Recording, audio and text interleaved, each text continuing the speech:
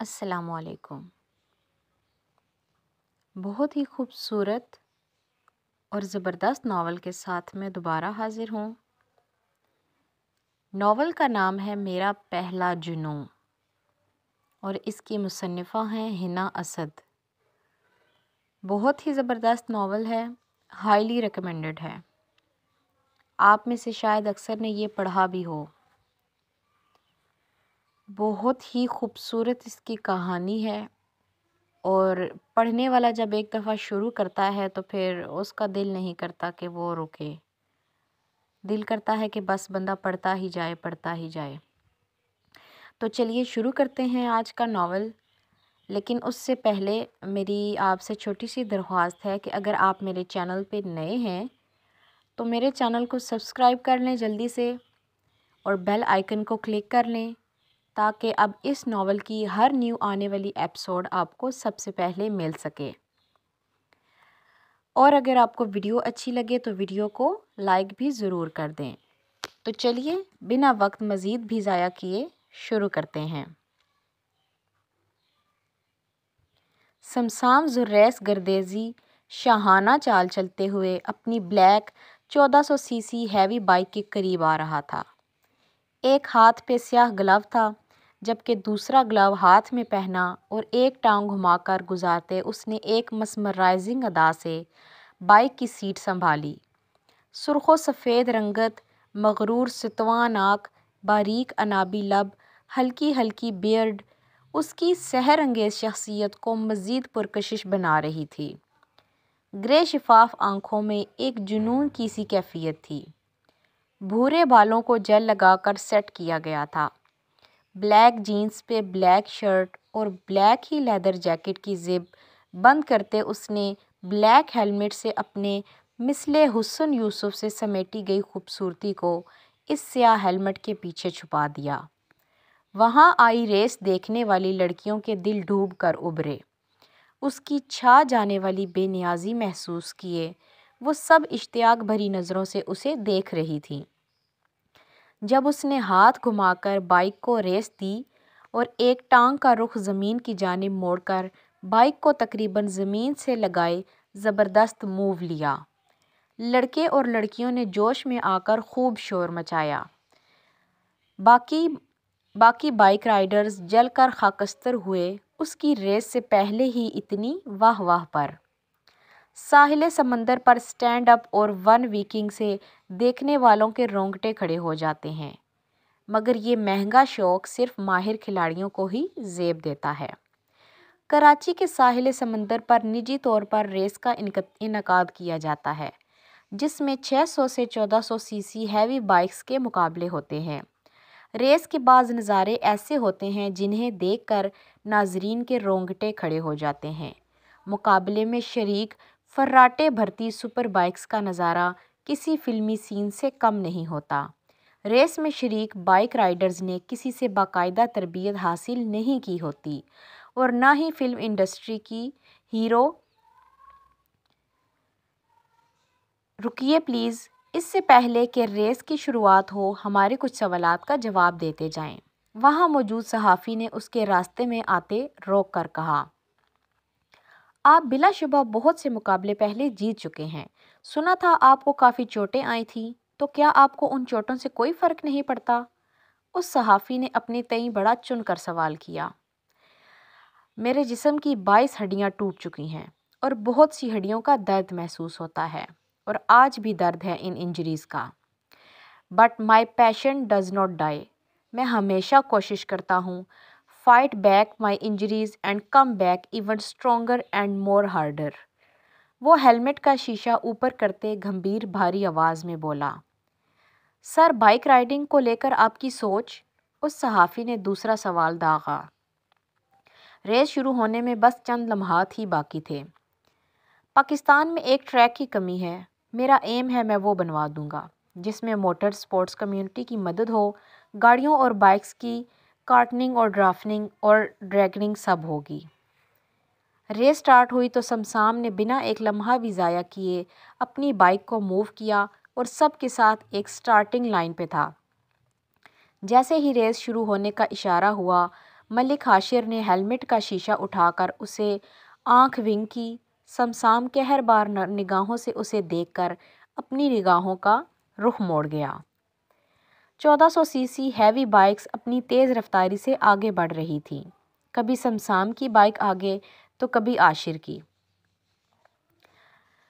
Red bike پر موجود عاشر bike کو خطرناک حد تک تیز ترین رفتار پر لاتے لمحوں میں نظروں سے اوجھل ہوا، جبکہ دوسری بائک پر موجود سمسام، جو اسے اس اناڑی سمجھنے کی غلطی کر بیٹھا تھا، اسے اپنی قابلیت کا موقع دکھانے کا موقع کیسے جانے دیتا۔ سمسام کی شفاف گرے آنکھوں میں اس وقت صرف جیت کا جنون سوار تھا۔ اس کی بائک کا میٹر تیز رفتاری کی آخری حدود کو چھونے لگا اور ملک عاشر کی بائک سے قریب سے گزرتے ہوئے اسے 2 انگلیوں سے وکٹری کا نشان بناتے ہوئے آنکھ ونک کیے اس کے قریب سے گزرا۔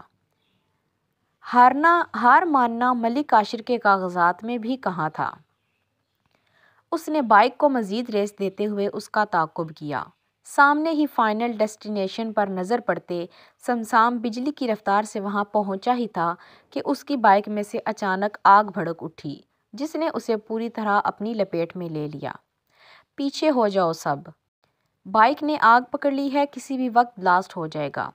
وہاں موجود لوگوں میں بھگدڑ مچ گئی اور سمسام ذوالریس گردیزی کی بائک کو آگ لگنے کی وجہ سے وہ اس پہ اپنا بیلنس کھو چکا تھا اور اس کے ساتھ ساتھ گھومتا ہوا کافی دور تک رگڑتا چلا گیا۔ بائک کے ٹائروں کی چرچراہٹ کی آواز اور آگ کی لپیٹیں بہت دور تک پھیلیں۔ تبھی ایک زبردست قسم کا دھماکہ ہوا تھا، جس کی آواز سن کر سب نے کانوں پہ ہاتھ رکھتے ہوئے آنکھیں میچ لیں۔ سرسب پہاڑوں اور گھنے جنگلات کے بیچوں بیچ ایک 300 میٹر کی بلندی سے گرنے والی قدرتی آبشار وادی کشمیر کے حسن کو بوسہ دیتے ہوئے چار سو اپنے جلوے بکھیر رہی تھی۔ اس جھیل کا نیلا شفاف پانی سحر انگیز منظر بکھیر رہا تھا۔ دیکھنے والے اس تر و تازہ دلکش نظارے کو دیکھتا تو طلسم زدہ سا دیکھتا ہی رہ جاتا۔ وہ ایک پہاڑ کی چوٹی پر بیٹھی اس خوبصورت آبشار کو بہتے ہوئے دیکھ رہی تھی۔ سرخ سیبی گال، بڑی بڑی غزالی آنکھیں، چھوٹی سی ستواں ناک اس کے بیضوی چہرے پر خوب جچ رہی تھی۔ اس کے ہونٹ لالے بدخشاں کی مانند قیمتی۔ لالے بدخشاں سے مراد وہ ہیرا ہے جو کہ بدخشاں میں پیدا ہوتا ہے۔ شہر بدخشاں آج کی تاریخ میں ایران میں ہے۔ بدخشانی ہیروں میں سب سے قیمتی وہ ہوتا ہے جس کا رنگ سرخ ہوتا ہے اور اس کی سرخی ہی اس کی خوبی قرار دی جاتی ہے۔ سر پر کشمیری زیور اور اپنے نازک مومی بدن پہ کشمیری لباس پہنے جو ایک لمبا سا گاؤن نما فراک تھا جو گھٹنوں سے نیچے تک آ رہا تھا، ہلکی ہلکی ہوا کے باعث سر پر سے دوپٹہ ڈھلک کر شانوں پر گرا۔ وہ اس منظر کو دیکھنے میں اس قدر محو تھی کہ اسے کسی چیز کا گمان تک نہ تھا، خواہ کے دوپٹے کا بھی۔ ایک شہر ہے پرستانوں جیسا، ہم لڑکیوں کے حسین گمانوں جیسا، بستا ہے ہمارے دلوں میں وہ پاکیزہ مسجد کی عبادتوں جیسا، ستاروں سی برف کی بوندوں جیسا، وادی نیلم میں بہتی آبشاروں جیسا۔ ایک شہر ہے وادی ہنزا کی خوبصورتی، دل کی حیران کن جادوگری جیسا، ان آنکھوں میں ہمہ وقت بسا رہتا، ایک شہر ہے میرے خوابوں جیسا۔ ایک شہر ہے نہ جانے کتنی لڑکیوں کی نامکمل ادھوری حسرتوں جیسا۔ سلام بابا۔ وہ واپسی پر اسی بنگلے کی طرف بڑھ آئی جو یہاں کا سب سے بڑا اور عالی شان بنگلہ تھا، جس میں اس کے بابا مالی کا کام کرتے تھے۔ آج بھی وہ اپنے کام میں تھے، پودوں کی کانٹ چھانٹ کر رہے تھے، جب اس نے یکدم پیچھے سے آ کر کہا۔ توغل خان نے جانی پہچانی آواز پہ پیچھے مڑ کر دیکھا۔ تو چھوا ٹھیک؟ یہ کشمیری زبان ہے۔ آپ ٹھیک ہیں؟ میں ٹھیک ہوں، اور تم؟ انہوں نے ہاتھ جھاڑتے ہوئے اسے محبت پاش نگاہوں سے دیکھتے ہوئے پوچھا۔ بابا، آپ کی مدد کروں؟ وہ اب کشمیری کی بجائے اردو میں بولی۔ گل خان کی ایک بیٹی تھی گل رخ اور بیوی زرمینے تھی۔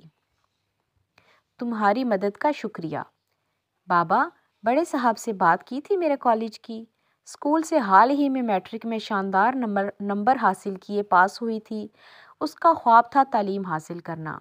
زرمینہ چاہتی تھی کہ وہ اس کی جلد سے جلد شادی کر کے اپنے فرض سے سبکدوش ہو جائیں، لیکن گل خان اپنی اکلوتی بیٹی پہ جان نچھاور کرتا تھا۔ اس نے گل رخ کو آگے پڑھنے کی اجازت دے دی تھی، لیکن مسئلہ یہ تھا کہ کالج جو عباس گردیزی کا تھا، جن کے بنگلے میں وہ بطور مالی کئی سالوں سے کام کر رہا تھا، اس عالی شان بنگلے میں صرف عباس گردیزی اور ان کی بیوی عالیہ گردیزی ہی رہتی تھی۔ ان کا ایک بیٹا عالم گردیزی تھا، جس کی بیوی ہما گردیزی اور دو بچے سعدیہ اور سمسام زریس گردیزی جو آزاد کشمیر کی بجائے کراچی شہر میں مقیم تھے، اور ان کی ایک بیٹی تھی فضا، جس کی شادی حاشر ملک سے ہوئی تھی، اور ان کا بیٹا تھا عاشر ملک۔ وہ لوگ بھی کراچی میں ہی رہتے تھے، بس کبھی کبھار یہاں ان کے پاس آ جاتے تھے چھٹیاں گزارنے۔ بیٹا میں بات کروں گا، انہوں نے گل رخ کا مرجھایا ہوا چہرہ دیکھ کر تسلی آمیز انداز میں کہا۔ اچھا میرے ساتھ چلیں گھر، بہت کام ہو گیا، وہ نروٹھے انداز میں بولی، منہ ابھی تک پھولا ہوا تھا۔ اچھا چل، وہ سب سمیٹتے ہوئے اس کے ساتھ بنگلے سے باہر نکل آئے، گھر کی طرف چل دیے۔ گل رخ وہاں لگے سرخ گلابوں کو توڑ کر اکٹھا کیے ان کا گلدستہ بنا چکی تھی، انہیں ہاتھ میں پکڑے ان کی محصور کن مہک کو اپنی سانسوں میں اتارنے لگی۔ بابا، ہاؤ بیوٹیفل دس از، وہ انگلش میں بولی۔ یہ جو تو انگریزی میں کٹر پٹر کرتی ہے نا، سچی تیرے بابا کے کلیجے کو ٹھنڈ پڑ جاتی ہے۔ گل خان کی بیٹی بھی دیکھنا ایک دن پڑھ لکھ کر افسر بنے گی۔ اس کی آنکھوں میں چمک ابھری تھی گل رخ کے تابناک مستقبل کو لے کر۔ لیکن تیرے ان پڑھ بابا کو یہ سمجھ نہیں آتی۔ وہ لوگ شروع سے کشمیری زبان بولتے تھے، لیکن گل خان بنگلے میں کام کرتے ہوئے عباس گردیزی سے اردو زبان سیکھ چکا تھا، اور گل رخ اسکول میں اردو، انگلش اور کشمیری زبان سب بولنا جان چکی تھی، اپنے موڈ کے حساب سے زبان کا انتخاب کرتی تھی۔ میں یہ کہہ رہی تھی یہ پہاڑ کتنا خوبصورت ہے نا، اس نے ڈھلتی شام کے منظر کو آنکھوں میں بھر کر ستائشی انداز میں کہا۔ تجھے پتہ ہے گل رخ، اگر ان پہاڑوں سے محبت ہو گئی تو زندگی میں جتنے درد ملیں گے وہ درد روح کو سکون دیں گے، اور مجھے اپنے ان سفید پوش پہاڑوں اور سبز و ہلالی میدانوں سے بے پناہ محبت ہے۔ میں جب بھی ان کی خوبصورتی دیکھتا ہوں تو دنیا کو بھول جاتا ہوں اور سکون تلاش کرتا ہوں۔ زندگی کا سکون تلاش کرنا ہے تو ان پہاڑوں سے محبت کرو۔ مجھے محبت ہے ان پہاڑوں سے بابا، بہت زیادہ۔ وہ ان کا ہاتھ ہاتھوں میں لیے ان کے ساتھ گھر کا دروازہ کھول کر اندر داخل ہوئی، جہاں زرمینہ شام کے کھانے کی تیاری کر رہی تھی۔ جب سے سمسام زریس گردیزی ان کے اکلوتے لاڈلے پوتے کی یہاں آنے کی خبر ملی تھی، عالیہ گردیزی کے ضعیف جسم و جان میں نئی طاقت سی بھر گئی تھی۔ وہ اپنے جسم کے جوڑوں اور گھٹنوں کے درد کو یکسر فراموش کر چکی تھیں۔ زرمینہ، او زرمینہ، وہ اونچی آواز میں اپنی ملازمہ کو آواز دے رہی تھیں۔ سمسام کا سارا کمرہ سیٹ کر دیا؟ جی بیگم صاحب، وہ مؤدب انداز میں بولی۔ اسے دھول مٹی سے سخت گھن آتی ہے، ذرا سا بھی گند نہ ہو اس کے کمرے میں، چم چم کرے ہر چیز، سمجھ آئی؟ جی بیگم صاحب، میں نے خود ساری صفائی کروائی ہے اچھے سے، آپ بے فکر ہو جائیں، وہ اپنے مخصوص لب و لہجے میں گویا ہوئی۔ اس کا کمرہ گھر سے الگ ہے، نہ جانے کیا ہوا باپ بیٹے میں، وہ ادھر آ رہا ہے۔ ہما بتا رہی تھی کہ سمسام نے خود کو کمرے میں بند کر رکھا ہے، کسی سے ملتا جلتا نہیں، کسی کے سامنے نہیں آتا، کوئی بھی اس کی مرضی کے بنا اس کے سامنے آ جائے تو بہت زیادہ توڑ پھوڑ مچاتا ہے، وہاں کے کئی ملازموں کو زخمی کر چکا ہے۔ اس سے دور رہنا، جب تک میں نہ کہوں اس کے کمرے کی طرف کوئی ملازم نہ جائے، سمجھا دینا سب کو۔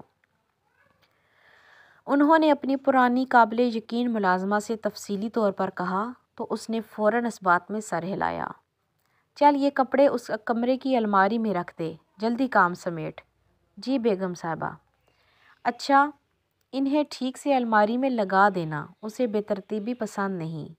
اور ہاں، اس کی کتابوں، ٹرافی اور میڈل کو چھیڑا تو نہیں نا کسی نے؟ تو پتہ ہے وہ اپنی چیزوں کو کسی کے ہاتھ نہیں لگنے دیتا۔